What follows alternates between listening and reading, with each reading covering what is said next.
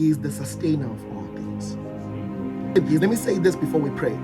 The sustenance of God might not happen the way you expect, because God's mental spectrum is very different to your spectrum.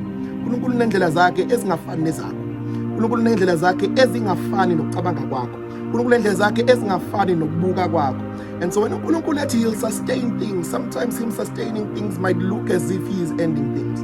When God said he's sending the Son to save the world, the way to save us through death. So when you look at the Son dying, you think that it's over. Kanti the Son in him dying is the beginning of the life of the earth. He is the sustainer of all things. And I want to pray for you in that regard, that God is the sustainer of all things. He will sustain you. Believe you me, he will sustain you. He will sustain you in the pain. He will sustain you in the bankruptcy. He will sustain you. He will sustain you.